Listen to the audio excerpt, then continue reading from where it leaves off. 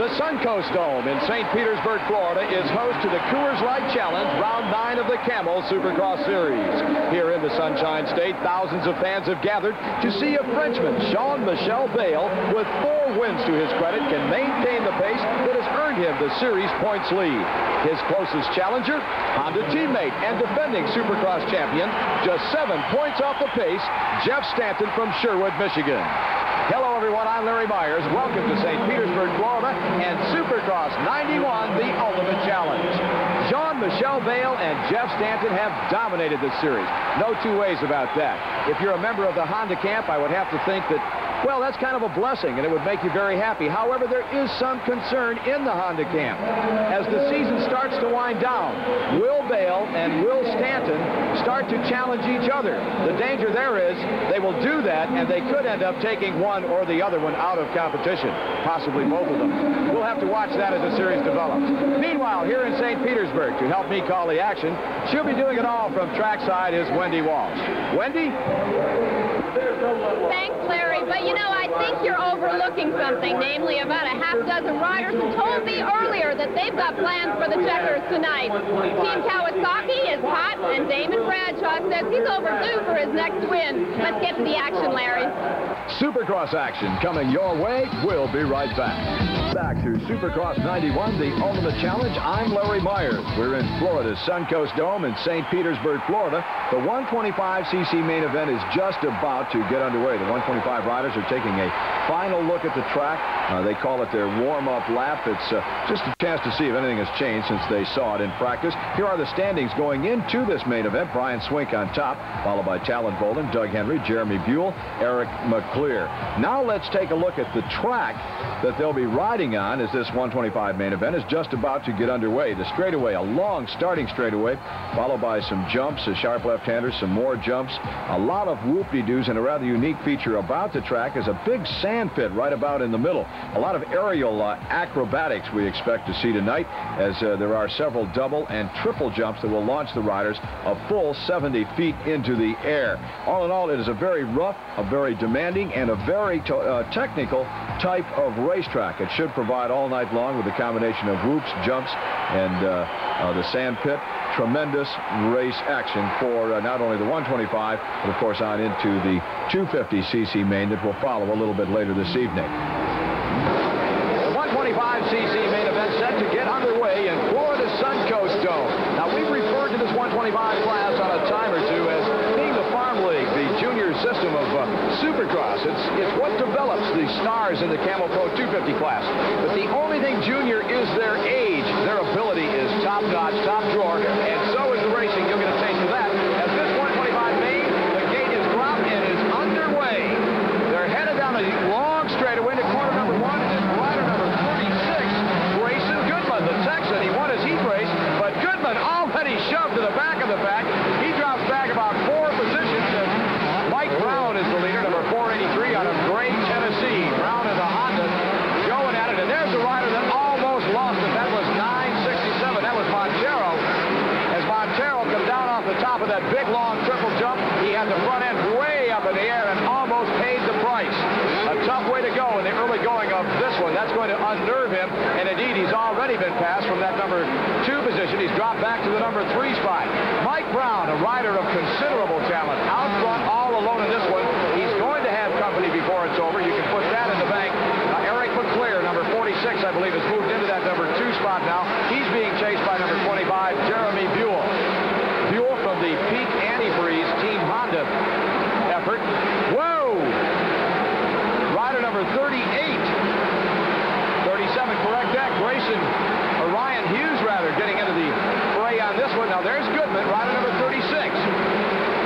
We have got all of these youngsters, and here comes Buell charging, number 25. In the early going of this 125 main, I'll say you need a calculator, you need a computer, you need everything you've got in order to keep them sorted out. They are swapping positions like you wouldn't believe. It's Mike Brown, though, out in front, and Talon Bolden, number 19, is on the move.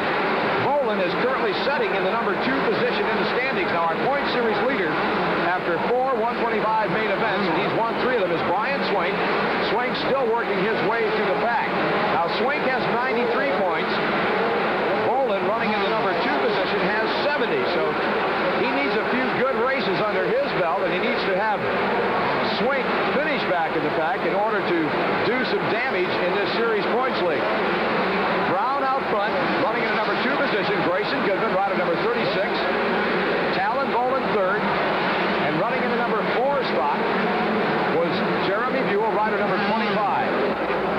Jeremy Buell, and, well, there are several others out here in this 125 class. They all have the potential to become champions in Supercross. That's the subject of this week's Man and Machine. Here's Wendy. What does it take to become a Supercross winner? What specific elements fall into play the moment a champion is made? Is it mental preparation, physical practice, or just plain luck? Today we talk to some of the people whose job it is to know. For sure, the rider has to be mentally prepared. He has to have confidence in his motorcycle that he's riding that evening. He has to feel comfortable on the track. Ride really hard and consistent. It takes a lot of luck and it takes the opportunity. So when the opportunity presents itself, you need to have the luck to go with it in the preparation. You know, we have riders that follow their biorhythms and all kinds of crazy things like that, but obviously their preparation over the winter and their mental and physical attitude prior to each individual race, and then I think on top of that, a big element of luck. It's all in the preparation and how much work you've put in throughout the week, and if you're ready.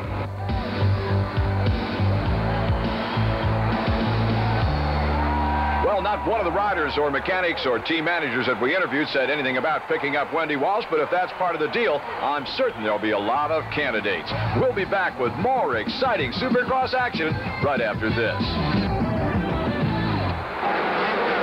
Brown now, the lead going away. There's Brown out front. There's Goodman and challenging. Goodman has closed the gap on Mike Brown.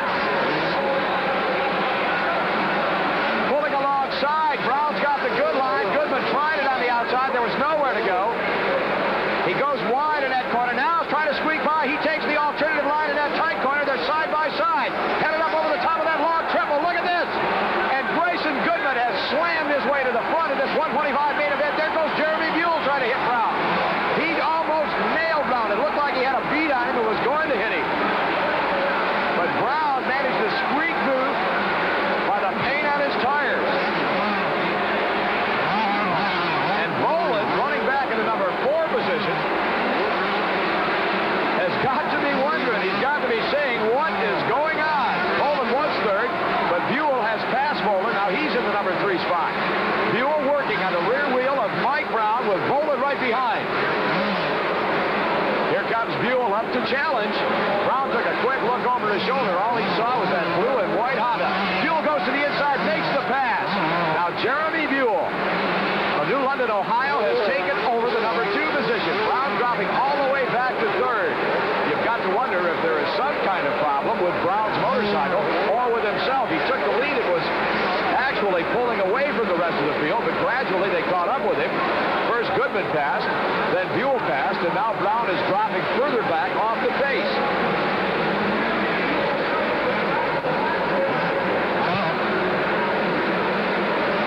Grayson Goodman out of Plano, Texas, your leader. Right behind him, Jeremy Buell, number 25. And Buell has his eyes on the number 1 spot. Now still to be heard from. He's charging up through the pack as number 42. That, of course, is our series leader, Brian Swink out of Benton, Michigan. Right now, though, the eyes of the crowd and the action are up front as Jeremy Buell is going to school on Grayson Goodman's lines. Goodman is picking out the best places on the racetrack.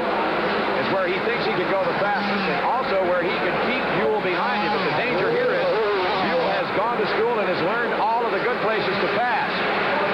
If Buell has been watching, he knows exactly where Goodman will go wide, and then Buell will try to go low and possibly come up underneath him and put the block pass on.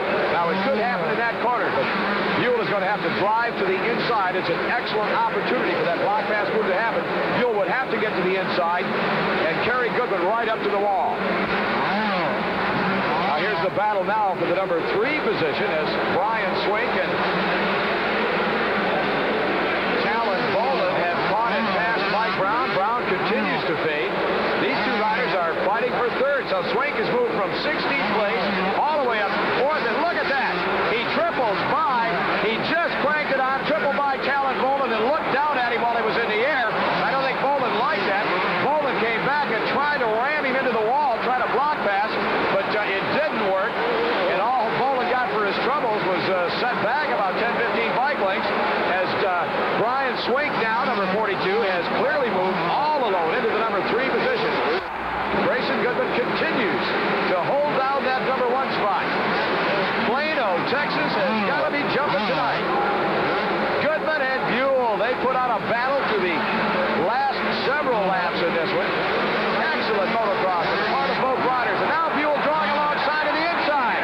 And Buell puts a block pass on. Here comes Goodman right back, but Buell comes out of that one with the #1 position. Jeremy Buell out of London, Ohio, has taken over the #1 spot. An excellent move. I don't think that Grayson Goodman even knew that Buell was back there. He knew he was there, obviously. I shouldn't say didn't know he was back there. What I mean to say is he didn't know that he was that close, and he had not tried any kind of a pass maneuver in that particular part of the track. So it was a big stride. Let's go back and take another look, and you'll see what I mean. Now, Buell is sneaking up on the inside. He's not been in that position all night. Grayson Goodman looked to his left, but by then it was too late. There was nowhere to go, and Buell just took him all the way to the wall. Goodman had to hit the brakes just slightly. That's all the advantage that Jeremy Buell needed. Here it is from another angle. Taking to the inside of the track, and there you saw Goodman look over it. What he was saying was, what in the heck are you doing there? That was not the fast line of the track, but that's what he was doing there. He was taking Goodman to the wall, and Goodman had no choice. An outstanding ride being turned in by several of the competitors on the field, particularly this young man, Jeremy Buell. This will be his first victory in this 125 class. This time around, he's going to collect that white flag, signifying 1 lap remaining. The starter standing atop that finish line jump is set to give it to him, and Buell is going through that vicious set of whoop-de-doos. He'll have to do that one more time. There's the white flag. Buell has got to be saying, where was it? Where has it been these last few laps? I want this race over. His first Supercross victory. He's going to claim it here in the inaugural Supercross event at Florida's Suncoast Dome. What better way to do it? On that peak antifreeze team, there are several just outstanding riders. Brian Swink has been the dominating force so far. He, of course, is one of them. But now it would appear that Jeremy Buell is emerging to do his part for the Team Honda peak antifreeze Pro Circuit effort. Number 25, circulating the track for the final time today. The only thing he needs to be concerned about at this point is lap riders. He needs to keep them out of his way. He wants to be absolutely certain that he does not get near them, that he does not get anywhere close to them. He doesn't want to rub elbows with them. He wants to keep the bike upright, and Buell is now taking it easy. He looked behind him. He saw Goodman. Knows he has this one in the bag. Got to keep it upright, and look at, he's really relaxing through that set of hoops. Here he comes, Jeremy Buell, to take the checkered flag. A happy Jeremy Buell, pumping that fist up in the air. So his first victory. Talk about pump, you bet he is. His first victory of the 1991 125 Supercross season. Let's go down to Wendy Walsh and see what Jeremy Buell had to say about that winning effort. Wendy? Thanks, Larry. Jeremy, this is your first Supercross victory of the season, and it was a hard-fought battle against Grayson Goodman. What happened to turn it around for you? I don't know. I just caught a second wind there at the end and passed him. He was riding really well. Had some bad luck tonight earlier, and I'm just great. I'm just so glad that I ever pulled it together tonight. I don't know what to say. I love these Tampa fans, and this is great. This is I think your Tampa fans love you, too. Back to you, Larry. So Jeremy Buell wins his first ever Supercross, followed by Grayson Goodman, Brian Swink, Ryan Hughes, and Mike Brown. And what an exciting event it was here in Tampa, St. Pete. Here are the standings. Brian Swink on top, followed by Buell, Talon, Bolin, Doug Henry, and Grayson Goodman. We'll be back with more Supercross right after this. The Coors Light Challenge, round 9 of the Camel Supercross Series. I'm Larry Myers. We're in St. Petersburg, Florida, at the Florida Suncoast Dome. The 250 main about set to go. Here's Wendy Walsh to tell us how the riders got into the main. Larry, here's how the field of 20 riders make it into the main event. We start with a pair of heat races. From the heats, the top 4 finishers transfer directly to the main. Then comes a pair of semifinals. The top 5 from each of the semis go into the main. Now, for those riders who are still not in the main event, we have a last chance qualifier. From that, only 2 riders go into the main event. Well, thank you very much, Wendy Walsh. We'll only add to that as we go back and take a look at some of the heat race competition held earlier today. That heat races are 8 laps long.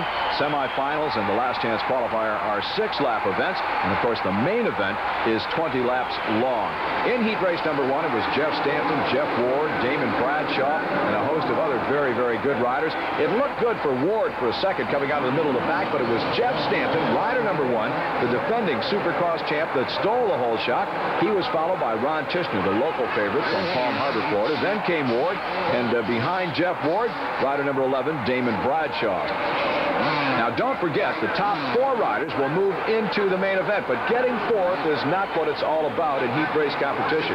You want to finish just as high as you possibly can. The better your finish, the better pick on the starting gate, and there's also a shot as Jeff Ward blasts by Ron Tishner to take over the number 2 position. A shot at picking up some extra Coors dollars. We'll get into that in just a second. Now let's take a look at some of the heat race action.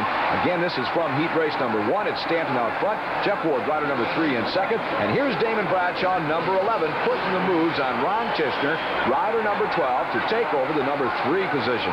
Through the sand pit built into the middle of the St. Petersburg Suncoast Dome, Florida Suncoast Dome racetrack. One of the more treacherous obstacles. The rider hits that sand, never knows for sure which way the motorcycle is going to go. If it will rebound and point him in a bad direction, there's not much you can do about it. You kind of turn the throttle on, grit your teeth, and try to aim it where you want it to go and hope that it ends up there. Check Jeff Stanton's motorcycle on the left side. You can see something trailing off his foot peg. What he has done is clip one of the hay bales that are covered with the plastic covering, and he's torn part of that covering away, and he's carrying it with him. That should not, there's a good shot of it, that will not be a problem either for Jeff Stanton's safety or will it interfere with the motorcycle. Now, that happens quite frequently. That plastic though just gets ground up and spit out and never presents a problem. Looks kind of scary though. Jeff Ward, meanwhile, holding down the number 2 position, doing everything he can to close on Stanton, but no luck. Stanton is looking for not only the best pick on the gate, but he would like to post the fastest time of the night.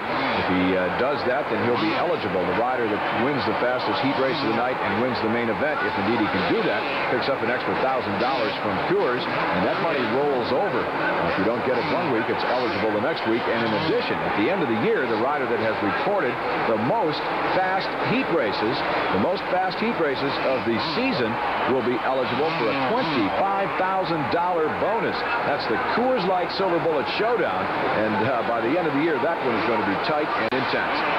Jeff Stanton continues to hold down the number 1 position as he has from the opening lap, the opening corner, as a matter of fact, still being pursued by Jeff Ward, rider number 3. Now, the first 3 positions at this point on the last lap look to be pretty secure. You wouldn't think that there would be a lot of action remaining, that maybe these guys are going to settle for what they can get at the checkered flag. But watch what is coming up. No problem with Stanton. He takes the good line, but here comes the action in the battle for second. Watch Ward and Bradshaw. Bradshaw tries to get to the inside of Jeff Ward. I think he thought maybe that Ward was going to back out of it, and Ward said no way. He kept it cranked right on. Watch it again. Ward has the line. Bradshaw tries to come inside. There just wasn't quite enough room. Jeff Ward had to hit the brakes. He did that, rode over Bradshaw's motorcycle. Now watch him. Don't mess with me, son. That's what you get. So Bradshaw is going to lose that number 4 position. He'll have to go into the semi. Meanwhile, the clock is running for Jeff Stanton. 7:34 and 11/100. 7 minutes, 34 seconds, and 11/100. That was Stanton's time. That will be the time to beat in the Coors Light Silver Bullet Showdown. Here are the results of heat race number 1. Now let's take a look at heat race action from the second heat race. If anyone can beat Stanton in this one, well, I would have to say we'll look to Jean-Michel Bayle or Jeff Matasevich. They're both in this heat race, and both of them are extremely fast. And indeed, it's the lime green Kawasaki of Jeff Matasevich out front, followed closely by Jean-Michel Bayle in the number 2 position. Matasevich, rider number 7, Bayle, rider number 8. Now, Bayle is a teammate to Jeff Stanton, our defending Supercross champ, and the rider that won heat race number 1 and has set the time to shoot for in the Coors Light Silver Bullet Showdown.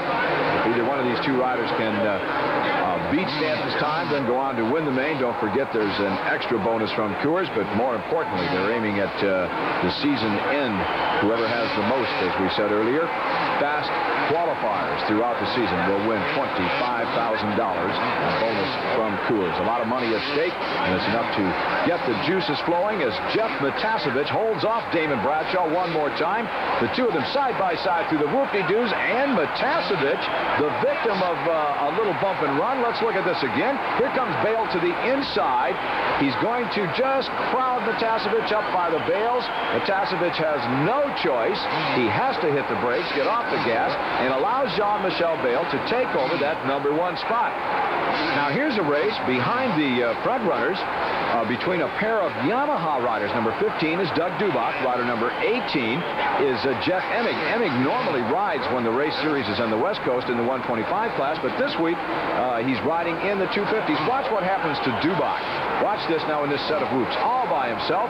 It's not Doug Dubach's day. That was a nasty crash. Dubach going over the handlebars. The motorcycle coming along behind him and spanking him. Watch this one more time. Dubach just loses control. He was out of sync there, trying to hold on, trying to save it. Had a prayer right there, but then the motorcycle goes straight up in the air. Dubach actually passed the motorcycle, and you can see where it came down. It looked like it squashed his head. One more look at it, and you'll see actually Dubach's head was in between the fender and the wheel. Could have been a lot worse than it actually turned out to be. Watch this. Oh, does that look bad? But see where it comes down? Dubach is actually in between the wheel and the fender. They don't come much nastier than that one. Doug Dubach is back up, and he's interested in getting back into this one. I think probably he would like to just ride the mistake or the error off. He has no hopes of being in contention, no hopes of qualifying. He'll have to come back and do that through the semifinal. Meanwhile, Jean-Michel Bayle is on his way to beating the time that was set by Jeff Stanton in heat race #1. Now that time, the time they're shooting for is 7:34 and 11/100ths. That's what Bayle has to beat. Let's see as he comes up toward the checkered flag if he is able to do that. 7:34 and 11 seconds. That's the time to beat. And Jean-Michel Bayle on the last lap, he's looking around at the crowd, putting on kind of a semi-show. But you can bet that Bayle is not going to risk losing this heat race by showing off, nor is he going to waste time doing aerial acrobatics that might please the crowd.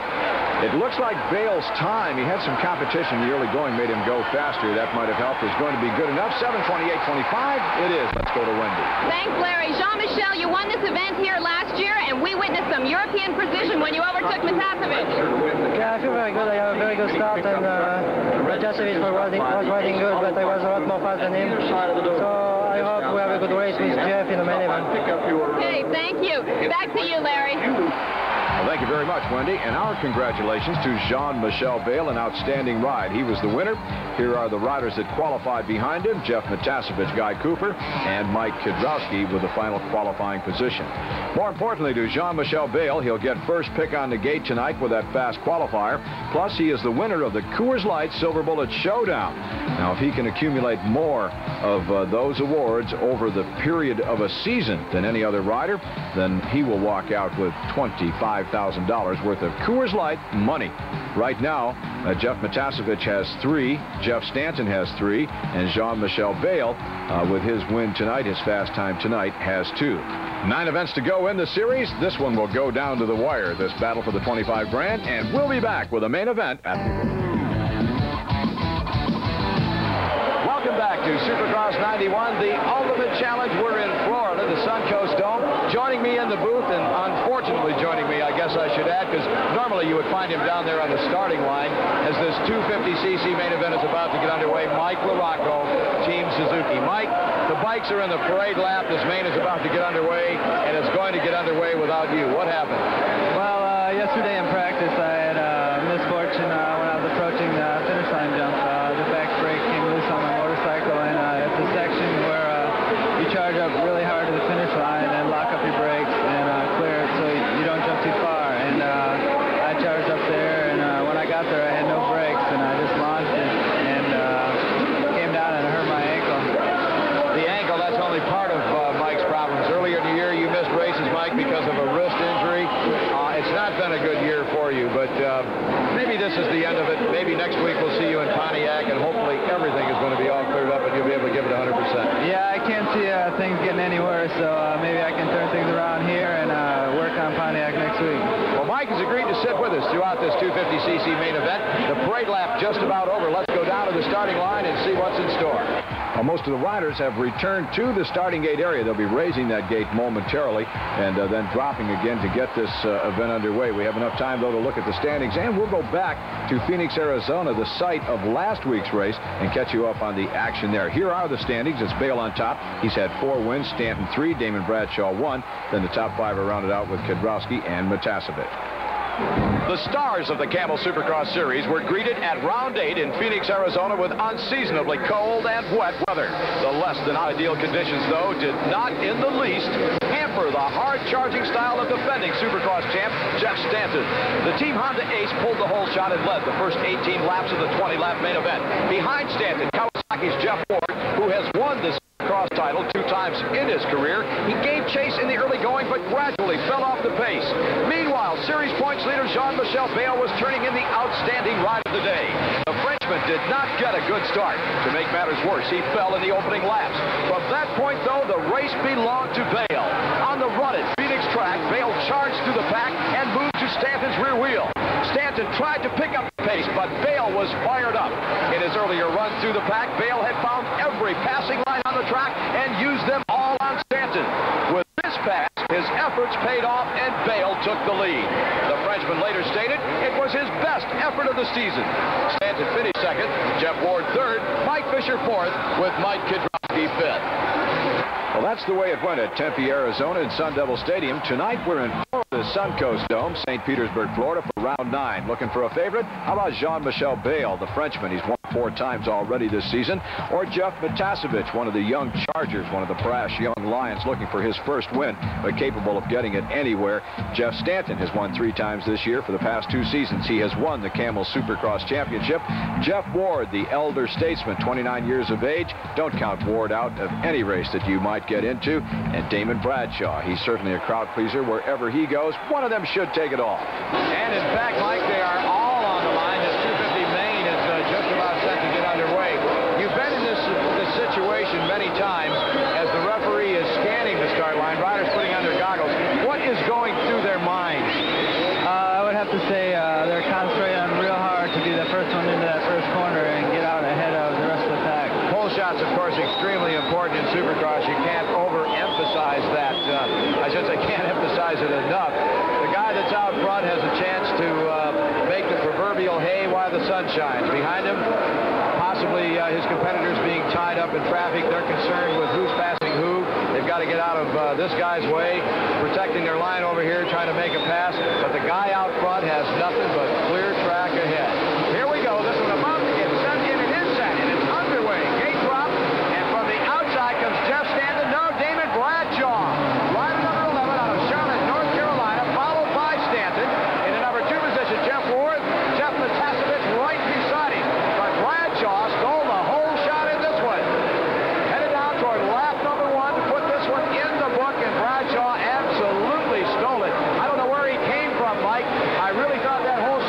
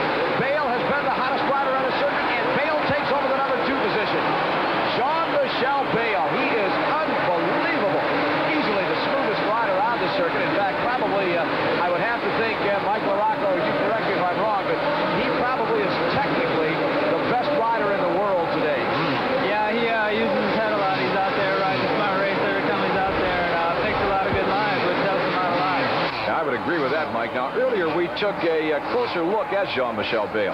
Here's Wendy Walsh. Jean-Michel Bayle, two-time world champion from Manosque, France. 4 Supercross victories this season in just 8 rounds. Take a good look, folks. Most riders only get to see the Frenchman from behind. When I come 2 years ago, you know, I was French, so everybody wanted to beat me because I was world champion, and everybody wanted to prove they can beat a world champion. Jean-Michel being from France, it took us a little while to establish a communication. It's just that extra little challenge that makes it interesting. I'm relaxed, you know. When I start the race, I just want to ride because, you know, I like to ride and not for win. And if I ride fast, it's because I ride, you know, just for the fun and not for try to win the race. Jean-Michel has joie de vivre, lust for life. He maintains a sense of humor and doesn't let the pressure of competition affect his carefree manner, even though he's challenging current #1 plate holder teammate Jeff Stanton for the championship. The competition on the track is of course very intense, but off the track, you know, I talk to him and you know, we're friends.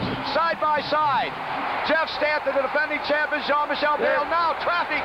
I'll tell you what, Larry, it looked like Michel was just kind of being a little bit too nice out there. What?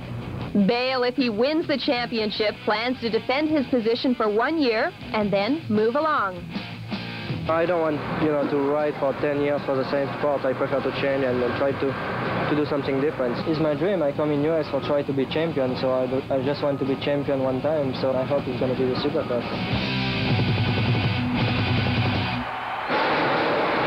David Bradshaw, your leader. Bradshaw not looking behind him. That's a good sign. When a rider out front starts looking behind him, when he becomes worried about the guy, that's when the mistakes are being made. And at this point, Bradshaw is really paying no attention to Bayle. He's riding his own race, his own lines. That could surprise you, Mike? Not really. That's the best thing out there he can do. He can ride his own race and not worry about Bayle. He keeps his mind on what he's doing. But gosh, isn't it tempting to look over your shoulder? Don't you want to know where that guy is? Usually you can hear the sound of his bike where he's going to be going to the next corner, but if you take the right line, there's really not much you can do. Now, in that particular corner, Bayle went to the inside. Bradshaw was way up high. I think he actually expected Bayle to be there. He just dialed it out coming out of that corner, never even looked at him. But Bayle has now drawn to within 1 cycle length of Damon Bradshaw for the #1 spot. We have got a battle for the lead in this one. Both of them hugging that inside line as they round that tight hairpin turn to the right. Riders are both calm, they're cool, they're riding very loose. Neither rider is stretching it. I think that both Bradshaw and Bayle at this point have a little bit left. If Bayle makes the pass, I will not be surprised to see Bradshaw come right back and try to repass within a corner or two. That's Bradshaw's style. He does not like to let the guy settle down, so to speak, after he has passed him. He would rather come right back and try to nail him right off the bat, and maybe with a little contact-type move, if you will. And Bradshaw certainly has been on the receiving end and the giving end of that type of Supercross action. And Mike, sometimes in Supercross, contact is a necessity to make a pass. Yeah, sometimes both riders use the same line, and there's no other way to get around them unless you move them out of the way. Well, we're going to get out of the way for just a few seconds, but we'll be right back with more exciting Supercross. Now Bayle goes to the outside. Here comes that move again. He'll cut to the inside. Bradshaw's going wide. He cuts across, takes the line away from Jean-Michel Bayle. Each move that he makes, each move that both riders make, very cool, cold, calculating. Here comes through the sandpit. Now, this is a new one. He's shown him a wheel someplace that he's not done before. He's not been up that close in that particular point. What is he trying to do, Mike? I think maybe he's trying to find someplace to pass. Maybe not this lap, but maybe the next lap. Sometimes you got to look a lap and ahead and maybe just make one place on the track a lap to pass. There, Bradshaw looked over his shoulder, and look at that. Now they're side by side. Bradshaw looked back to see where Bayle was. And when he looked back, Bayle made a move. He made the pass momentarily. Bradshaw got it back. Now Bayle squirts to the inside. It's known as pressure.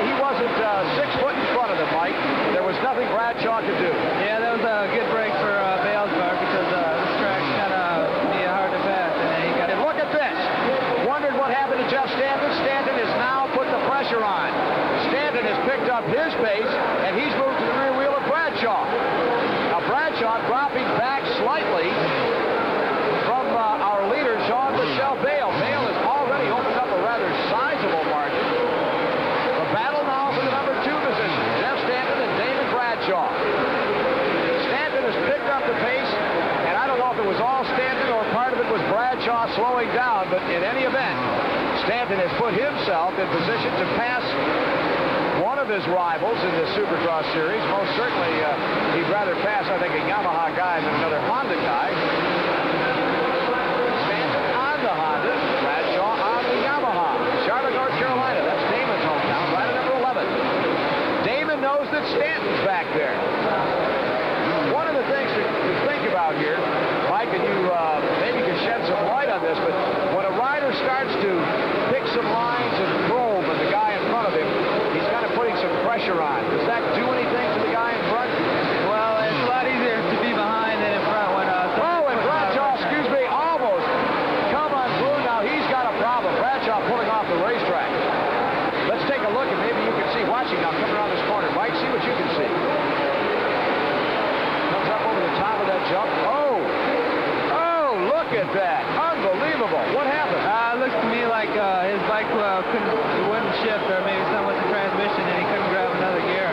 Wow, he comes out a spectacular save on the part of David Bradshaw to even hold on to that thing. But of course, it's all to no avail. He was in 3rd place in standings. Of course, that's going to go bye-bye in this one. And that could very well seal his fate in this Supercross series unless he gets some help from both Jean-Michel Bale, our series leader, and on his way right now, cruising to win number 5 unless something drastic happens in this one. And Jeff Stanton, who is well back, running in the number 2 position. 3 laps remaining in this one. We've got a race going for that number 2 position, although Mike Jagrowski has a long way to go if he's going to claim it in the final 2 or 3 laps here at Florida's Suncoast Dome. Jagrowski had come from off the pace to pass several riders to move into that number 3 spot, and I'm not sure that this might be the first visit to Winter Circle Jagrowski has made this year. Bale out front, Jeff Stanton in second. That's become a familiar fixture on the Supercross circuit the past several weeks. This will be, if he keeps it upright, for 2 more laps. Bale's 5th win of the season. Jeff Stanton has won 3 times. And the 9th victory, of course, going to David Bradshaw in Atlanta, Georgia. That makes up the 9 victories that will have been won, counting the one that is currently underway here in St. Pete. And it marks the final race of the first half of the Supercross season. I believe St. Pete will be headed up. There's the white flag, 1 lap remaining. We'll be headed up to Pontiac, Michigan for round 10. And we will be looking at 9 more races to go in the Supercross series. 1 lap remaining, and Jagrowski has again closed the gap slightly. Jeff Stanton in second takes the white flag, and behind him comes number 4, Mike Jagrowski. 1 lap to go. If Jagrowski is going to be a short lap, probably if you're Stanton, you'd like to get it over with and go home, wouldn't you say, Mike? For him, it's going to be an eternity out there. What goes through a rider's mind when he's on that last lap? Well, depending, if I was in Stan's position, I'd want to get the race over with and cross that trigger flag. If I was in Jagrowski, I'd do the best I can to get Stan. Well, Jean-Michel Bale gave a wave to the crowd off that triple. Now, that is a rarity. So, evidently, he's feeling just very, very good. He's coming upon Fred Andrews, rider number 17. Let's see if he tries to pass Andrews before he finishes the... And Andrews wisely lets him go by, because if he didn't, then he would have to make 1 more lap. Jean-Michel Bale wins it. The battle for the number 2 position. Oh, and Jagrowski goes down. Mike Jagrowski goes down. It looked to me like maybe he had an idea and he was too far off the pace to do it. I think he was going to try a block pass there. I think he wanted to run it in really deep and maybe take Stanton all the way out to the wall. But he was just a little too far back to do it. And coming around that corner, and let's take a look at that spill, Mike. We're going to watch it again and see what happens, but I think he just kind of drove it in a little bit on the hard side. Now watch him as he comes around and see if you agree with me. Here he comes. Yeah, he was just going a little bit too hard, and he was too far back to get the job done. Well, in any event, he provided some excitement at the finish of this one. Now, to find out just how they did finish, let's go to Wendy Walsh. In first place, Honda's Jean-Michel Bayle, followed by teammate Jeff Stanton, Kawasaki's Mike Kudrowski, and Jeff Ward. And in fifth place, Suzuki's veteran Guy Cooper. Stay tuned as Supercross 91, the Ultimate Challenge, continues. Welcome back. Jean-Michel Bayle has wrapped up the 250cc main event, and Jean-Michel is standing by with Wendy Walsh. Thanks, Larry.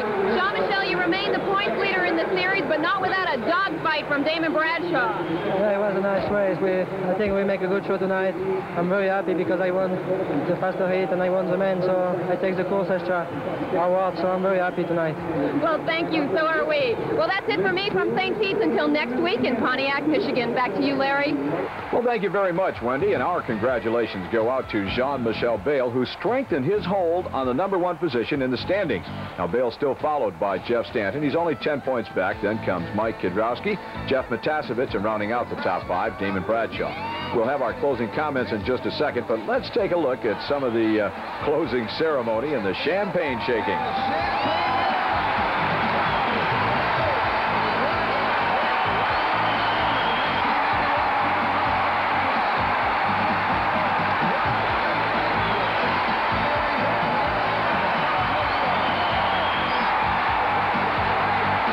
Good racing, Mike LaRocco, here in Florida's Suncoast Dome. I thank you for being up here in the booth with us, but I would imagine you'd rather have been on the track. Yeah, I'd have liked to have been out there. I'd like to have been where Bayle was just now, but I had a good seats and I enjoyed the races. Okay, well, we'll look for you next week in Pontiac, Michigan. That's where the tour is headed, and that's where we will see you on Supercross 91, the Ultimate Challenge. On behalf of Wendy Walsh and my colleague for the evening, Mike LaRocco, I'm Larry Myers. So long for Supercross 91, the Ultimate Challenge.